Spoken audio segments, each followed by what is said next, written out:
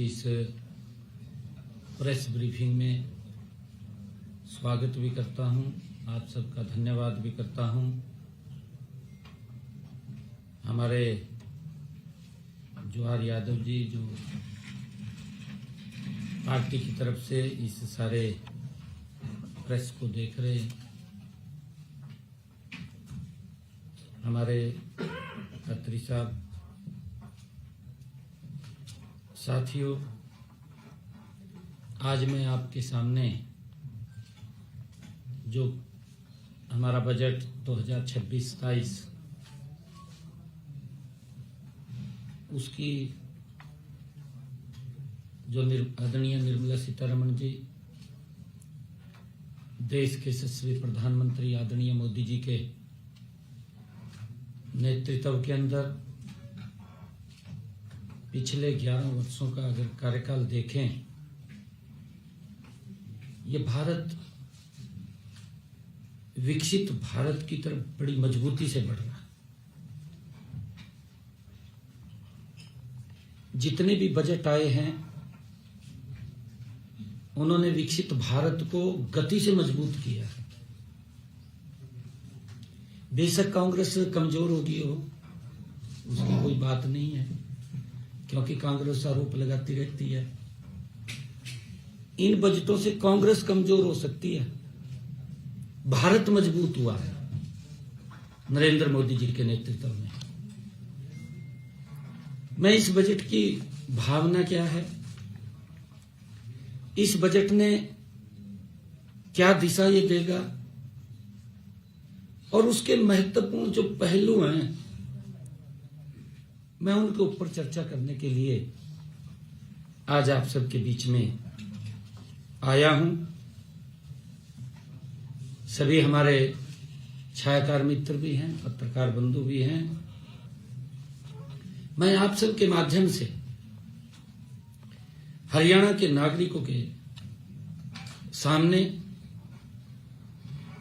हरियाणा के 2,80,00,000 लोगों के सामने, देश के यशस्वी प्रधानमंत्री आदरणीय नरेंद्र मोदी जी के नेतृत्व में 3.0 सरकार का जो ये दूसरा बजट प्रस्तुत हुआ है, इस बजट से हरियाणा पर पड़ने वाले प्रत्यक्ष प्रभावों को भी मैं स्पष्ट रूप से बताना चाहता हूं, क्योंकि लगातार हमारे विपक्षी साथी, उन्होंने शायद इस बजट को ध्यानपूर्वक नहीं देखा। ध्यानपूर्वक इसलिए भी नहीं देखा, शायद देखा भी हो ध्यानपूर्वक, परंतु अपनी राजनीतिक रूप से जब विरोध नहीं कुछ करना, कुछ शब्द मिलते नहीं है विरोध के, हाजिरी तो लगानी पड़ती है, कुछ ना कुछ बोलना पड़ता है। कई लोग जब बजट आदरणीय निर्मला सीतारमण जी बोल रही थी, उसी बीच में ट्वीट कर दिया, कहा जी कुछ मिला नहीं हरियाणा को। भाई अभी पूरा प्रस्तुत तो जाने दो। होड़ लगी हुई थी राहुल गांधी को कैसे खुश किया जाए। भाई उसको तो कोई भी खुश नहीं कर सकता। उसको कौन खुश करागा? राहुल गांधी को कौन खुश करागा? कोई खुश नहीं कर सकता। वो हमारे कुरुक्षेत्र में आया पीछे यात्रा लेकर के, और यात्रा लेकर के आया, कहा पांडवा ने कोई जीएसटी लगाया था। आपके सामने है किस प्रकार की बातें करते हैं, किस प्रकार से गुमराह करने वाले बयान देते हैं कि हाजिरी लगानी है। बस हाजिरी के निमित्त ही उन्होंने कुछ न कुछ बोलना है। साथियों, केंद्र सरकार का यह बजट केवल एक ये वित्तीय दस्तावेज नहीं है, ये एक वित्तीय दस्तावेज नहीं है, बल्कि यह भारत की उस तस्वीर को पेश करता है जिसमें भारत आत्मनिर्भर, प्रतिस्पर्धी और सामाजिक रूप से संवेदनशील ये बजट है, वो दिखाई देता है। साथियों, देश के यशस्वी प्रधानमंत्री आदरणीय नरेंद्र मोदी जी के नेतृत्व में यह बजट, इस बजट में विकास भी है, इस बजट में विश्वास भी है। और साथियों, इस सिद्धांत पर आधारित यह बजट है कि हरियाणा जैसे अग्रणी राज्य के लिए इसमें अपार अवसर निहित हैं। साथियों, यह बजट उस भारत की सोच को दर्शाता है जहां विकास का मतलब केवल बड़े शहर नहीं है, बल्कि गांव, किसान, महिला, युवा और श्रमिक भी हैं। साथियों, जहां अर्थव्यवस्था मजबूत हो लेकिन समाज का अंतिम व्यक्ति भी सुरक्षित और सम्मानित महसूस करे, ये बजट उस दिशा में ये महत्वपूर्ण बजट पेश किया है। साथियों, इस बजट में विकसित भारत के जो स्तंभ हैं, गरीब है, युवा है, महिला है, किसान है, को इसके केंद्र में रखा गया है, उनके ऊपर ही फोकस किया गया है। आदरणीय प्रधानमंत्री जी ने इसके बारे में कहा भी है। उन्होंने माननीय प्रधानमंत्री जी के कुशल नेतृत्व में साथियों हमारी विकास नीति के ये मूल मंत्र भी है, हम सब इस बात को जानते हैं। साथियों, इस बजट का मूल उद्देश्य संदेह के स्थान पर एक्शन, दिखावे के स्थान पर सुधार और लोक लुभावना घोषणाओं के स्थान पर ये जनहित को प्राथमिकता। सरकार ने इस बजट में लगभग 7% की उच्च आर्थिक विकास दर को लक्ष्य बनाते हुए राजकोष की अनुशासन और सामाजिक न्याय दोनों के बीच संतुलन साधा है। देखिए, जब कांग्रेस बजट पेश करती थी, जब चुनाव आ जाता था तो उसमें बहुत सारी रेवड़ियां दिखाई देती थी, परंतु मैंने कहा है Modi ji non stop budget प्रस्तुत कर रहे हैं। 3 टर्म हो गए हैं, 3 टर्मों में देश का इंफ्रास्ट्रक्चर कितना मजबूत हुआ है। हर नागरिक देश का चर्चा कर रहा है, हर व्यक्ति चर्चा कर रहा है।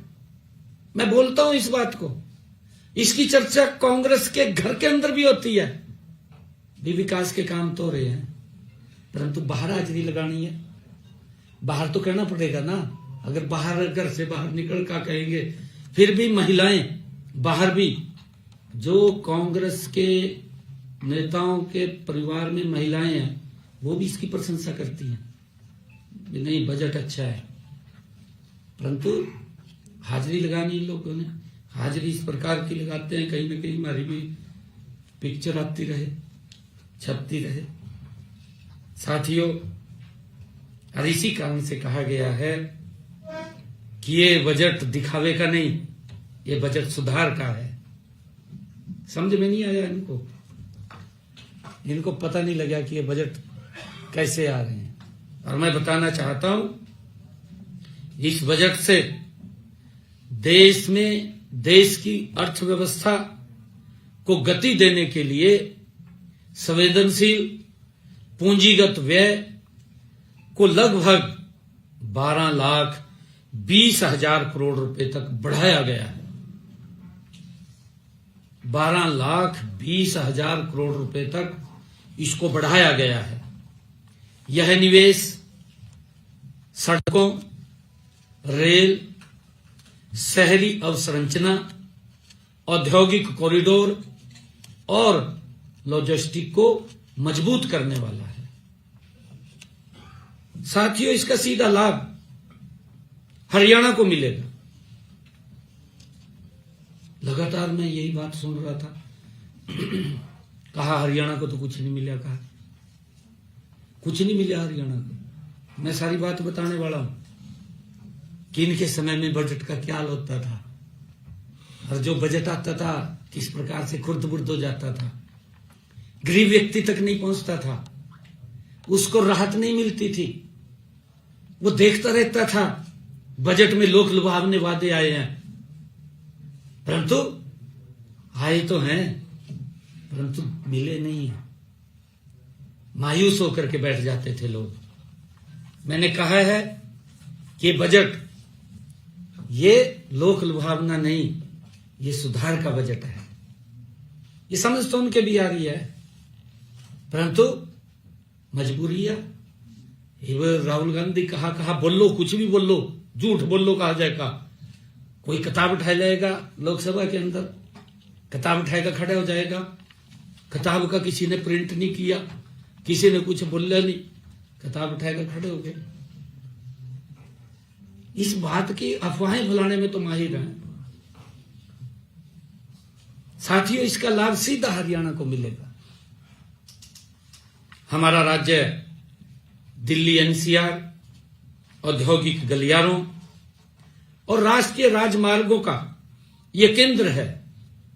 हम सब देखते हैं आज हरियाणा में जो 4 लाइनिंग रोड, एक्सप्रेसवे एक जाल बिछा है। मोदी सड़कों के मामले में तो स्पाइडरमैन से भी आगे निकल गए, जानते हैं ना, है? सड़कों के मामले में अमेरिका को भी पीछे छोड़ने वाले इतना इंफ्रास्ट्रक्चर मजबूत हुआ। और साथियों, इस निवेश से न केवल विकास कार्य तेज होंगे, बल्कि लाखों युवाओं के लिए रोजगार के नए अवसर भी पैदा होंगे। साथियों, बजट में युवाओं के लिए क्या है, ये बात विपक्ष द्वारा कही गई कि युवाओं के लिए क्या है, ये बोला गया, दुष्प्रचार किया गया। मैं बताना चाहता हूं, इस पर उन्होंने खूब चर्चा की है, बोलते रहे, अब भी बोल रहे हैं। साथियों, मैं बताना चाहता हूं कि केंद्र सरकार हमारे युवाओं को देश की सबसे बड़ी पूंजी मानती है।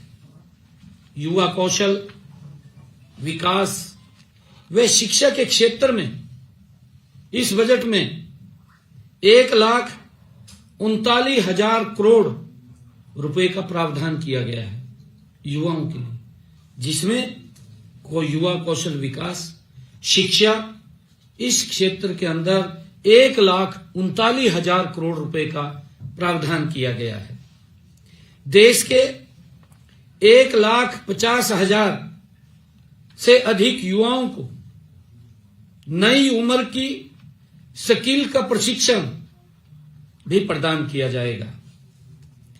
इसलिए केंद्रीय बजट में कौशल विकास, रोजगार और भविष्य की तकनीकों के लिए 15,000 करोड़ रुपए से अधिक का प्रावधान वो किया गया है। साथियों, इसमें चाहे आर्टिफिशियल इंटेलिजेंस हो, एआई, चाहे रोबोटिक्स हो, और चाहे बायोटेक हो और साइबर सिक्योरिटी हो, ऐसी तकनीकों के लिए 10,000 करोड़ रुपए का विशेष फंड इसमें रखा गया है। साथियों, इसका सीधा लाभ हमारे हरियाणा के गुरुग्राम, फरीदाबाद, पंचकुला और रोहतक जैसे शिक्षण व तकनीकी केंद्रों को मिलेगा, सीधा लाभ मिलेगा। साथियों, जहां हमारे युवा विश्व स्तरीय अति आधुनिक कौशल सीखकर उच्च आय रोजगार प्राप्त कर सकेंगे। साथियों, इसी बजट के अंदर हमारे युवाओं के लिए स्टार्टअप उद्यमिता के लिए भी 7500 करोड़ रुपया प्रावधान किया गया है। और साथियों, हरियाणा का स्टार्टअप्स इकोसिस्टम और मजबूत होगा और साथियों, इससे प्रदेश में नवाचार को बढ़ावा मिलेगा और हमारा युवा रोजगार मांगने वाला नहीं बल्कि रोजगार देने वाला वो बनेगा। इस बजट के अंदर ये मजबूती उनको मिलेगी।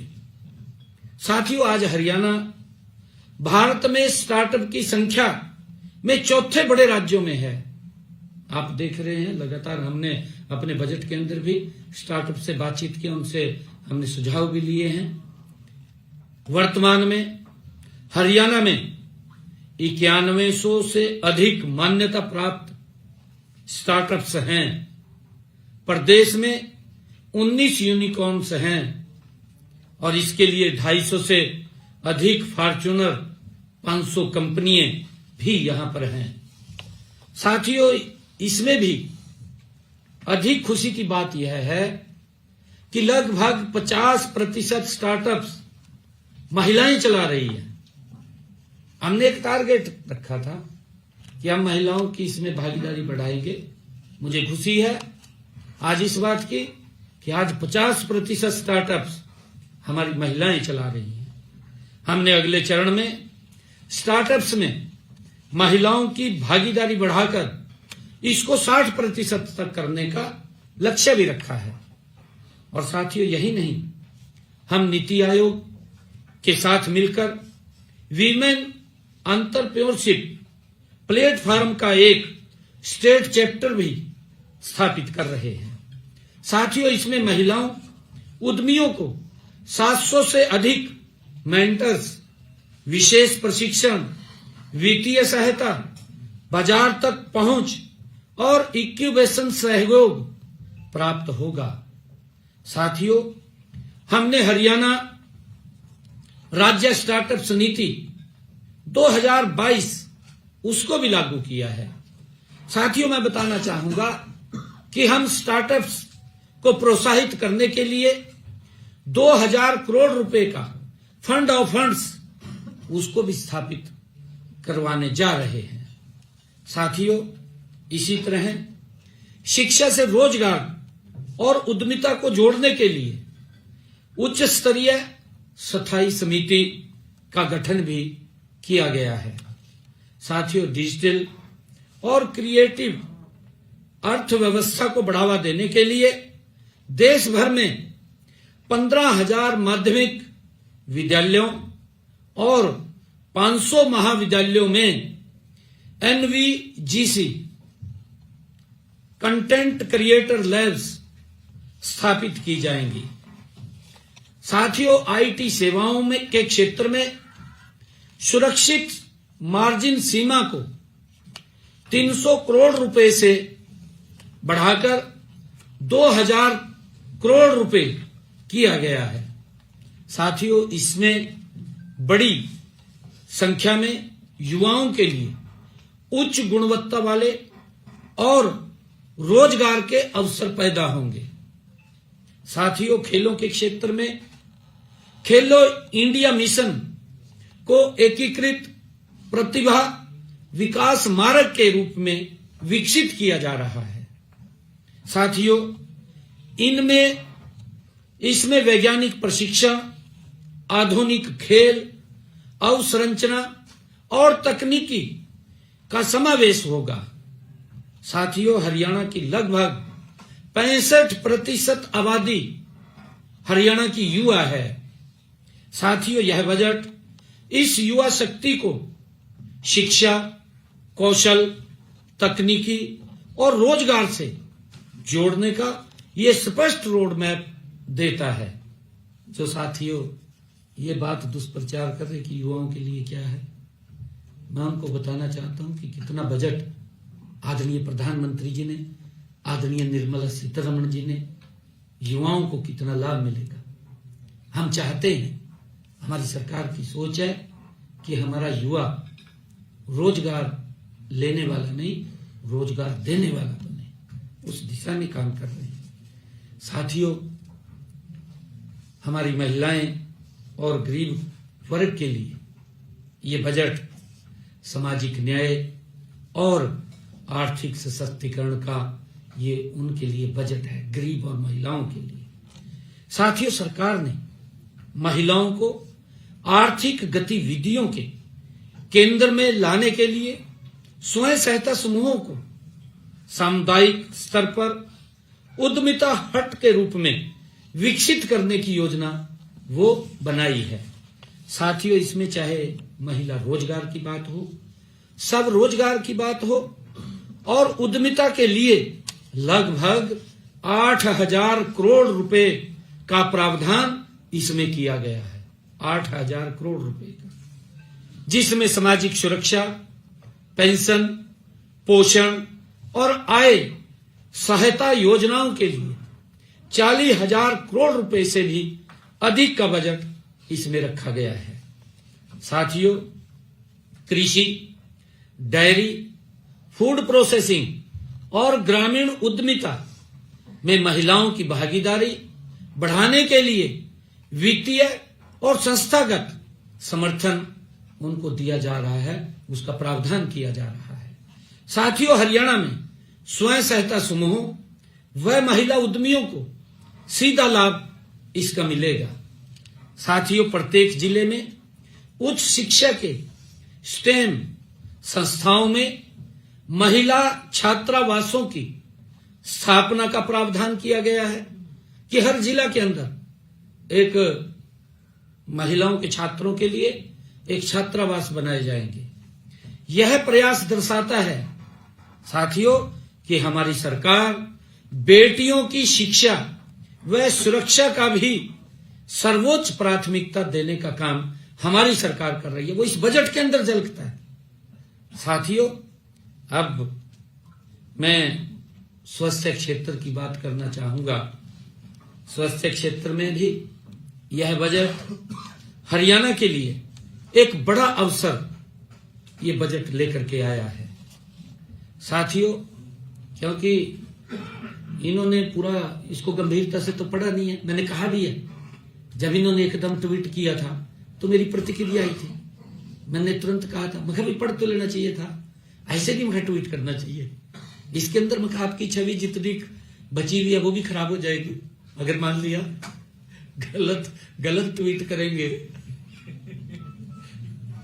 जितनी जो थोड़ी बहुत इज्जत बची हुई है वो भी साफ हो जाएगी। इस स्वास्थ्य के बजट में बायोफार्मा की बात हो, ये बायोफार्मा शक्ति पहल के अंतर्गत 10,000 करोड़ रुपए का प्रावधान किया गया है।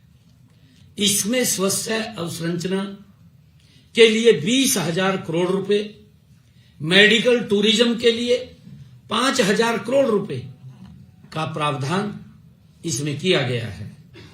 साथियों, इसमें हमारे गुरुग्राम, पंचकुला, रोहतक, करनाल जैसे क्षेत्रों में फार्मा क्लस्टर, मेडिकल कॉलेज और आधुनिक अस्पतालों को नई गति मिलेगी।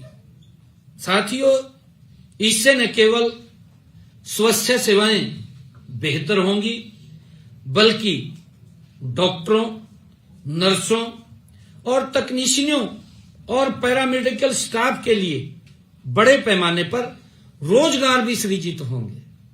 ये खाली मान ले कोई अगर इंफ्रास्ट्रक्चर बढ़ता है तो उसमें रोजगार के साधन भी खड़े होते हैं।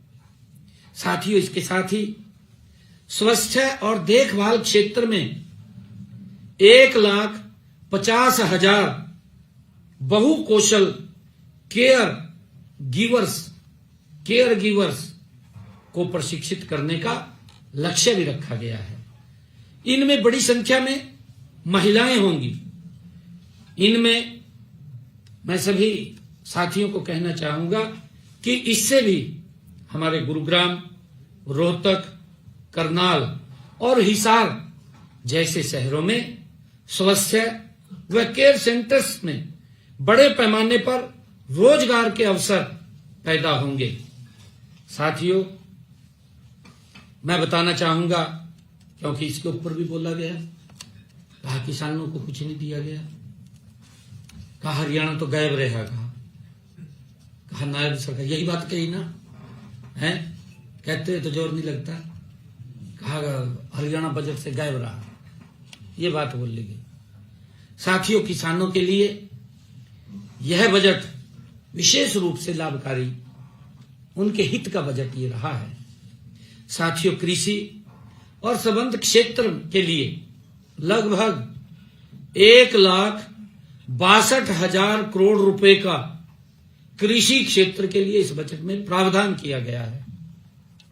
अगर मैं पूछूं ट्वीट मास्टरों से, और जो ये कह रहे थे, कहा ये बजट में हरियाणा गायब रहा, भाई आपकी सरकार थी केंद्र के अंदर, राहुल गांधी बताए ना, लोकसभा चल रही है खड़े होकर के, पूरा देश सुनना चाहेगा।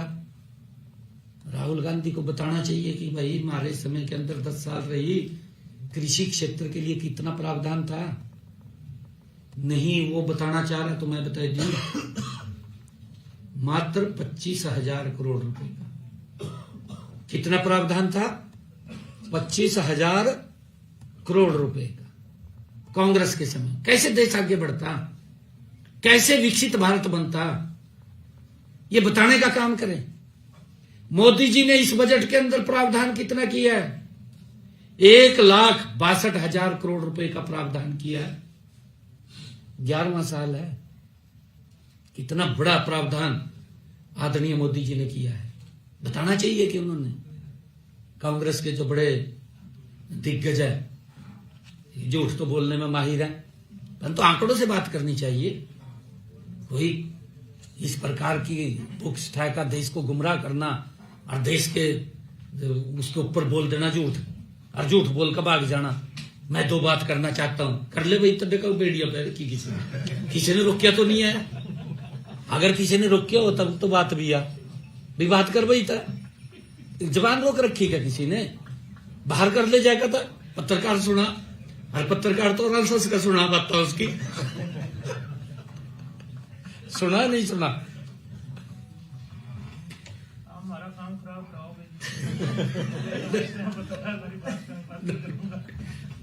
मात्र 25,000 करोड़ रुपए का था कांग्रेस के समय में। ये 2014 की बात है, लंबी बात नहीं है। मोदी जी ने इन 11 वर्षों के अंदर देश के किसान के हित में जो बजट प्रस्तुत किया है, जो उसमें प्रावधान किया है, 1,62,000 करोड़ रुपए का। अरे पासिंग भी नहीं है। जो उनका लंबे समय 55 साल तक देश को प्रशासन करते रहे, देश को गुमराह करते रहे, कहा कांग्रेस ने विकास किया, भाई विकास तो अपना कर लिया, देश का तो विकास नहीं हुआ। अगर देश का विकास हुआ है तो नरेंद्र मोदी जी के नेतृत्व में हुआ है, आज दिखाई दे रहा है, हर व्यक्ति बोल रहा है। ये इस प्रकार की बातें करते हैं। पशुपालन और डेयरी के लिए 6,153 करोड़ रुपए से भी अधिक का आवंटन किया गया है पशुपालन और डेयरी के लिए। ये प्रधानमंत्री जी की दूरगामी सोच। इस प्रकार का बजट देश को विकसित भारत में गति से आगे बढ़ाने का काम करेगा। और साथियों, इसी प्रकार मत्स्य पालन के लिए आदरणीय प्रधानमंत्री जी ने, निर्मला सीतारमण जी ने जो प्रावधान किया है 2,500 करोड़ रुपए का, और पीएम किसान सम्मान निधि कि मेरा किसान वो नीचे न दबे, वो मजबूत हो, खुशहाल हो। आदरणीय प्रधानमंत्री जी ने इस बजट के अंदर प्रधानमंत्री किसान सम्मान निधि योजना के लिए 63,500 करोड़ रुपए की निरंतर सहायता जारी रखी जाएगी। किसानों के लिए बड़ी राहत देने का काम आदरणीय मोदी जी ने किया है। मेरे हरियाणा के 20 लाख किसानों को यह लाभ मिल रहा है। पिछले समय के अंदर 19 किस्तें गई हैं। अगर हम बात करें 19 किस्तों के अंदर मेरे हरियाणा के किसान को लगभग 7,500 करोड़ रुपया उन तक पहुंचाने का काम यह आदरणीय मोदी की सरकार ने किया है, मोदी जी ने किया है। राहुल गांधी, कांग्रेस के नेता, ध्यान करिए आप, ये कभी वोट चोरी की बात करते हैं, कभी संविधान को समाप्त करने की बात करते हैं। ये किस प्रकार के झूठे आरोप लगाते हैं। देश ने नकार दिया इनको, बिल्कुल नकार दिया देश ने। अब आप देखना, बंगाल के अंदर भी, पंजाब के अंदर भी मोदी जी के नेतृत्व में बड़े मैंडेट के साथ सरकारें बन रही हैं। मोदी जी काम कर रहे हैं, मोदी जी सोते नहीं हैं, दिन रात देश को बढ़ाते हुए लगातार आगे लग रहे हैं। एक एक वर्ग की चिंता की जा रही है। इनके यहां किसकी चिंता की गई यही बता दे। 20 वर्ग की चिंता की है, बताएं ना। ये भाई, ये तो पूरा देश मीडिया के सामने है, पूरा मीडिया सुनता है, पूरा देश। बताएं ना भी कौन सी योजनाएं लोगों के हित में मजबूती के लिए बनाई है। झूठ बोलते हैं सारा दिन। साथियों, कोई छोटा प्रावधान नहीं है। प्रधानमंत्री किसान सम्मान निधि में 63,500 करोड़ रुपए का यह निरंतर सहायता जारी रहेगी, इसका प्रावधान किया है। और साथियों, मैं बताना चाहता हूं, भारत विस्तार योजना से हमारे किसान डिजिटल AI आधारित कृषि प्लेटफॉर्म से सीधे जुड़ सकेंगे। और साथियों, उन्हें मौसम की जानकारी हो, मिट्टी के परीक्षण की बात हो कि खेत में क्या डालना क्या नहीं डालना है, बाजार की सटीक जानकारी उन तक पहुंचेगी और इसमें बेहतर निर्णय वो कर सकेंगे। क्योंकि जब उनके पास जानकारी होगी, मेरे किसान के पास, तो निर्णय भी कर सकेंगे कि अब मौसम कैसा है। मेरे एक बात याद आ रही थी, कई बार वो एक किसान हमारा भोला है, कांग्रेस की हालत तो ये थी, कई बार वो गुब्बारा आता है ना, धूल का गुब्बारा आ जा, पता नहीं लगता कहां खड़े हो जाएगा, और जहां से वो गुब्बारा आ जाएगा तहस नहस कर देगा।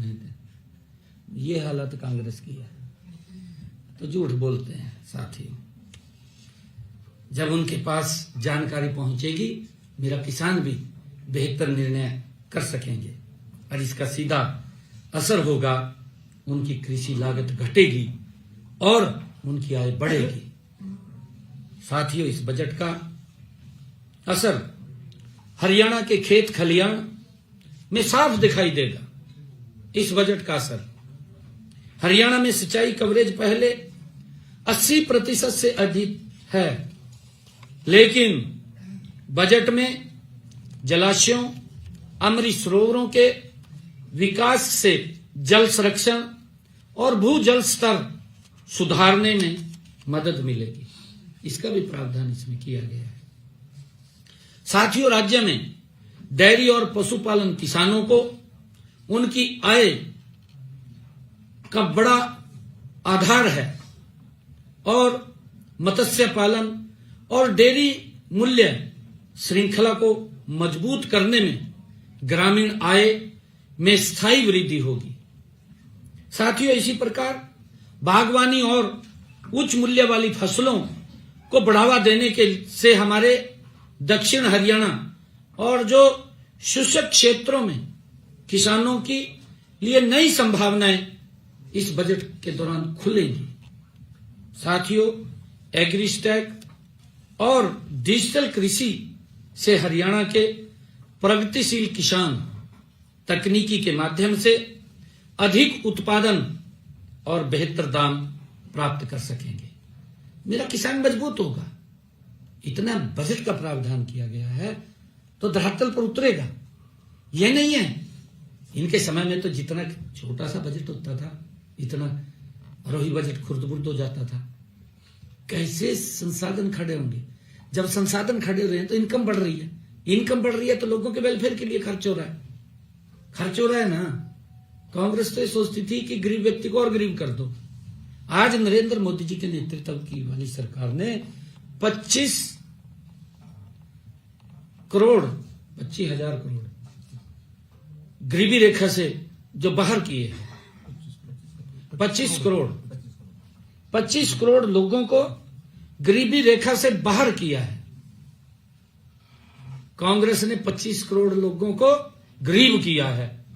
ये हालात थी इनकी। इनका बजट आप देख लीजिए। ये अगर कोई संपन्न व्यक्ति होता था वो भी गरीबी रेखा के नीचे चला जाता था। ये हालात कांग्रेस की थी। ना नीति थी, ना नीयत थी, ना नेतृत्व था। लगे हुए थे दूध के ऊपर थे मलाई तार का खाने ना। गजब कर रखा था पूरा। हरी बात मार रहे हैं इस प्रकार के। पूरा देश देख रहा है। बीगन कर रखा था। बीगन था कर। साथियों, बागवानी और उच्च मूल्य वाली फसलों को बढ़ावा देने के लिए हमारे जहां पानी कम लगता है, शुष्क क्षेत्र हैं, किसानों के लिए नई संभावनाएं वहां पर खुलेंगी। साथियों, केंद्र सरकार ने बजट में भूमि सुधार के लिए भी कई प्रावधान किए हैं।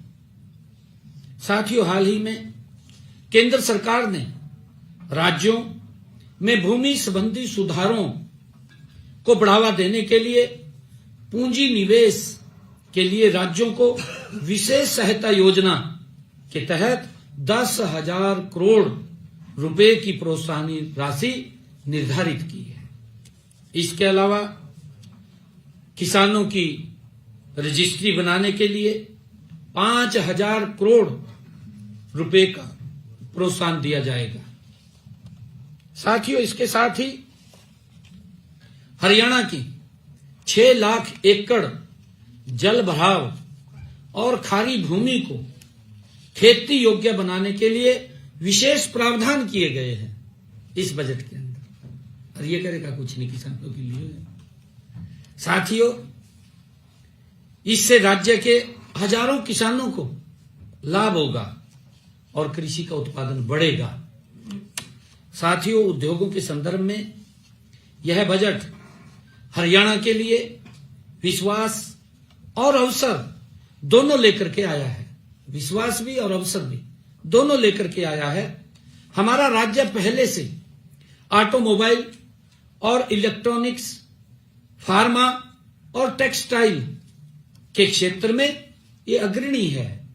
और साथियों, अब ये सेमीकंडक्टर और इलेक्ट्रॉनिक्स कंपोनेंट और बायोफार्मा को बढ़ावा देने की योजना से हमारा जो गुरुग्राम है, फरीदाबाद है, सोनीपत जैसे क्षेत्रों में निवेश की कई परियोजनाएं वो आएंगी। साथियों, इससे बड़ा लाभ हमारे हरियाणा प्रदेश को मिलेगा। और इसके साथ ही 200 पुराने औद्योगिक क्लस्टरों के पुनर्जीवन का निर्णय भी पानीपत हो, यमुनानगर हो, अंबाला हो जैसे पारंपरिक औद्योगिक क्षेत्रों को नई ऊर्जा और एमएसएमई सेक्टर में के लिए 10,000 करोड़ रुपए का ये की विकास निधि का लाभ हरियाणा के भी छोटे उद्यमियों और कारीगरों को इसका लाभ मिलेगा। साथियों, इंफ्रास्ट्रक्चर और विकास के मामले में हरियाणा इस बजट से और मजबूत होगा। साथियों, हाई स्पीड रेल, शहरी आर्थिक क्षेत्रों और टियर 2 और टियर 3 शहरों पर ध्यान देने से हमारे रोहतक, हिसार, करनाल, सिरसा और रेवाड़ी जैसे शहरों में रोजगार आधारित शहरीकरण को बढ़ावा भी मिलेगा। साथियों, दिल्ली एनसीआर से जुड़े हरियाणा के शहरों में कनेक्टिविटी और रियल एस्टेट को भी बढ़ावा मिलेगा। साथियों, औद्योगिक व लॉजिस्टिक हब के रूप में राज्य की भूमिका और अधिक मजबूत होगी। साथियों, इस बजट में ग्रीन एनर्जी और बैटरी स्टोरेज पर भी जोर देने से हरियाणा में सोलर और रिन्यूएबल एनर्जी परियोजनाओं का विस्तार होगा। साथियों, इससे राज्य की ऊर्जा जरूरतें भी पूरी होंगी और पर्यावरण संतुलन भी बना रहेगा। साथियों, मैं बताना चाहता हूं कि इस बजट में आम नागरिक के लिए यह बजट एक राहत का बजट है आम नागरिक के लिए, और इसका लाभ हरियाणा के मध्य वर्ग और गरीब परिवारों को सीधा इस बजट का लाभ मिलेगा। साथियों, टैक्स प्रक्रियाओं में सरलता, कैंसर जैसी गंभीर बीमारियों की दवाओं पर शुल्क में छूट और शिक्षा व इलाज पर खर्च कम होने से परिवारों की जेब पर जो बोझ पड़ता था, जो एक बीमारी के कारण गरीबी रेखा के नीचे चला जाता था, अब वो बोझ घटेगा। ये आदरणीय प्रधानमंत्री जी की दूरगामी सोच है। इस बजट के अंदर ये प्रावधान किया गया है। इसका लाभ आम व्यक्ति और गरीब व्यक्ति को इसका बड़ा लाभ मिलेगा। साथियों, डिजिटल गवर्नेंस के माध्यम से सेवाओं की डिलीवरी तेज होगी, जिससे हरियाणा में पारदर्शिता और सुशासन को और मजबूती मिलेगी। साथियों, कर प्रणाली को सरल, पारदर्शी और भरोसेमंद बनाने के लिए टीडीएस, टीसीएस में राहत, रिटर्न दाखिल करने में समय सीमा में लचीलापन आपके सामने इस बजट में प्रावधान किया गया है, और अनुपालन अपराधों के अपराधीकरण को हटाया गया है। और साथियों, कस्टम की डिजिटल सिंगल विंडो से आयात निर्यात प्रक्रियाएं तेज होंगी, व्यापार करने की लागत भी घटेगी। साथियों, राज्य को 1,40,000 करोड़ रुपए का अनुदान सहकारी संघवाद को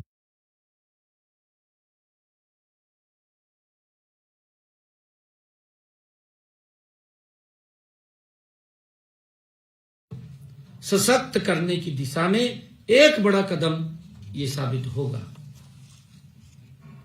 साथियों, हमारे सभी जागरूक पत्रकार, मैं आप सबके माध्यम से बताना चाहूंगा कि रेलवे क्षेत्र में भी हरियाणा को एक मजबूत और दूरदर्शी रोड मैप मिला है।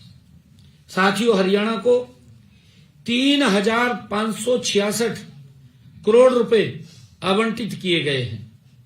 इनमें से 315 करोड़ रुपए विशेष रूप से राज्य की प्राथमिक और लक्षित परियोजनाओं के लिए रखे गए हैं। साथियों, हरियाणा में 34 रेलवे स्टेशनों को अमृत भारत योजना के अंतर्गत आधुनिक बनाया जा रहा है। इनमें स्वच्छता, यात्री सुविधा और डिजिटल सेवाएं, दिव्यांग जनों अनुकूल ढांचा और स्थानीय पहचान को विशेष महत्व इसमें दिया गया है। साथियों, यह रेलवे पहल हरियाणा की अर्थव्यवस्था को नई ऊंचाई पर ले जाने वाली ये डेडिकेटेड फ्रंट कॉरिडोर से जुड़ी कनेक्टिविटी और लॉजिस्टिक इंफ्रास्ट्रक्चर के विस्तार से राज्य की माल परिवहन क्षमता में लगभग 11 गुना तक वृद्धि होगी। साथियों, इससे हमारे उद्योगों को तेज और किफायती परिवहन सुविधा मिलेगी। साथियों, किसानों को अपने उत्पाद बाजार तक पहुंचाने में सहूलियत होगी और युवाओं के लिए बड़े पैमाने पर रोजगार के नए अवसर पैदा होंगे। साथियों, कुल मिलाकर यह रेलवे उस हरियाणा को एक मजबूत औद्योगिक और लॉजिस्टिक हब के रूप में स्थापित करेगा और विकसित हरियाणा, विकसित भारत की दिशा में हमारी प्रतिबद्धता को और सशक्त बनाएगा। साथियों, महान संस्कृति, विरासत और पुरातात्विक महत्व के 15 स्थलों को भी वैश्विक पहचान मिलेगी इस बजट के अंदर।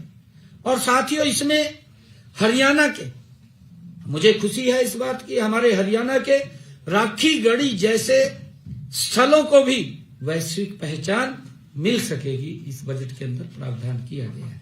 साथियों, मैं आपको 16वें वित्त आयोग की सिफारिशों के बारे में भी बताना चाहूंगा, क्योंकि पिछले दिनों जब फाइनेंस कमीशन आया था, आप सब लोगों को मालूम है, हमने उसके सामने बड़ी डिटेल बात रखी थी। और वो बात हमने देश के यशस्वी प्रधानमंत्री आदरणीय नरेंद्र मोदी जी को भी उससे अवगत कराया था। आदरणीय प्रधानमंत्री जी हरियाणा के लोगों से बहुत स्नेह करते हैं, प्यार करते हैं। हमारी उस समस्या को फाइनेंस जो कमेटी आई थी, आयोग आया था, उसने हमारी समस्या को ध्यानपूर्वक सुना था, जो हमने उनके सामने विषय रखा था। और मुझे खुशी है कि उस समस्या को उन्होंने ध्यानपूर्वक सुन करके उसको अमल में लाए हैं। और साथ ही मैं बताना चाहूंगा कि आपको 16वें वित्त आयोग की सिफारिशों, केंद्र सरकार ने जो वर्ष 2026 से 2031 की अवधि के लिए वित्त आयोग की सिफारिशों को हमारी स्वीकार कर लिया है, ये हमारे लिए बड़े गर्व की बात है, बड़ी खुशी की बात है। जो ये बात बोल रहे हैं ना, मुझे तो दुख होता है कि ये लोग इतना झूठ क्यों बोलते हैं। भी झूठ बोलने की भी कोई एक सीमा होती है, सीमा में रह करके झूठ बोलना चाहिए, परंतु झूठ बोलते हैं बहुत ज्यादा।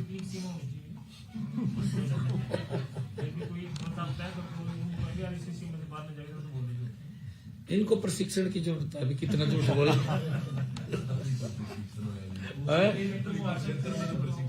और उसका लाभ तो मिला नहीं, 1 घंटा भी नहीं रुकिया और तो रोटी खाना आया था।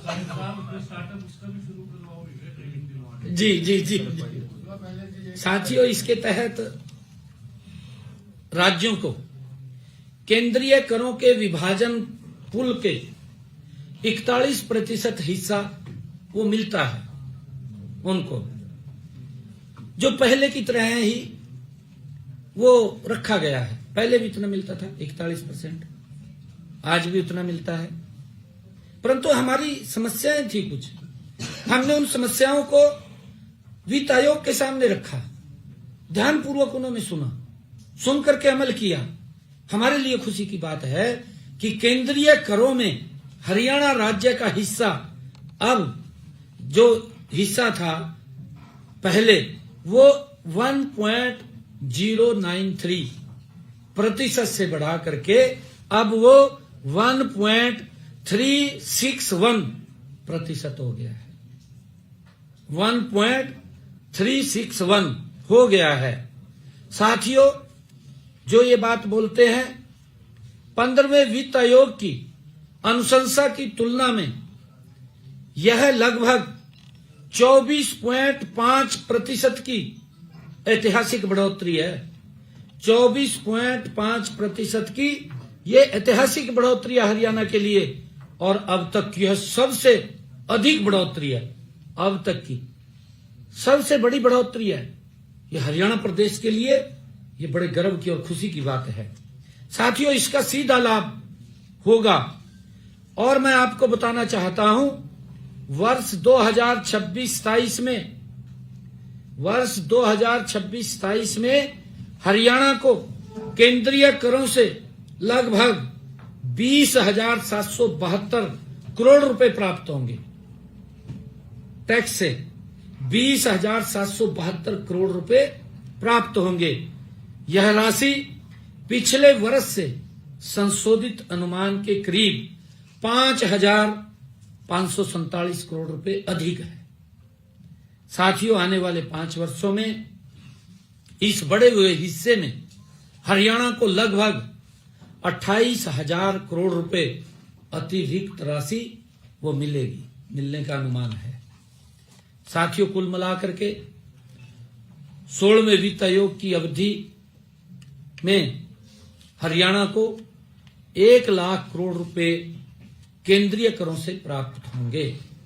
16वें वित्त आयोग की अवधि में हरियाणा को करीब 1 लाख करोड़ रुपए केंद्रीय करों से प्राप्त होंगे, जो कि हरियाणा को मिलने वाला अब तक का सबसे ज्यादा फंड है, सबसे ज्यादा फंड है।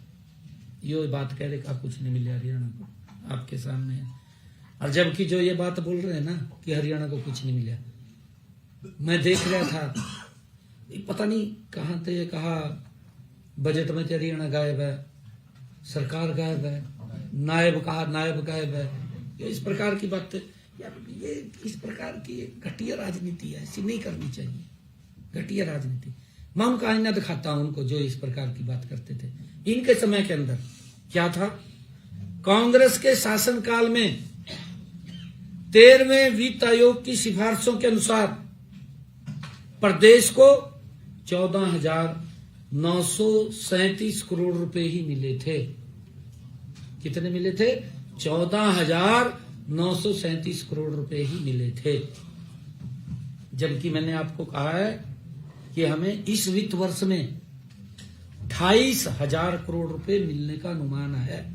इस वित्त वर्ष में इनका पूरे समय के अंदर, इसमें 16वें वित्त आयोग के अंदर मिला था 14,937 करोड़ रुपए। हमारे शासनकाल में जो 14वां वित्त आयोग की सिफारिशों के अनुसार, जब से आदरणीय नरेंद्र मोदी जी देश के प्रधान सेवक के रूप में उन्होंने जिम्मेवारी ली, 14वें वित्त आयोग में ये 34,758 करोड़ रुपए और 15वें वित्त आयोग की सिफारिशों के अनुसार प्रदेश में 61,736 करोड़ रुपए प्राप्त हुए थे। साथियों, यह हरियाणा की आर्थिक मजबूती और देश के यशस्वी प्रधानमंत्री आदरणीय नरेंद्र मोदी जी केंद्र सरकार के सहयोग का ये स्पष्ट प्रमाण है। हमारी सरकार वित्तीय अनुशासन के साथ साथ विकास को भी समान प्राथमिकता दे रही है। साथियों, 16वें वित्त आयोग से मिलने वाले अतिरिक्त संसाधन हरियाणा को और तेजी से विकास के पथ पर आगे ले जाने में ये मदद करेंगे। साथियों, हरियाणा की आर्थिक स्थिति मजबूत है, प्रबंधनीय है और पूरी तरह से नियंत्रण में है, क्योंकि अब वहां बुलाई जाते हैं ये इधर उधर की। हमारी सरकार पारदर्शिता, सुशासन और जवाबदेही के रूप में के साथ प्रदेश को विकसित हरियाणा, विकसित भारत के लक्ष्य की और गति से आगे बढ़ रही है। यह बजट भारत को विश्व की तीसरी सबसे बड़ी अर्थव्यवस्था बनाने की दिशा में एक निर्णायक कदम ये साबित होगा। साथियों,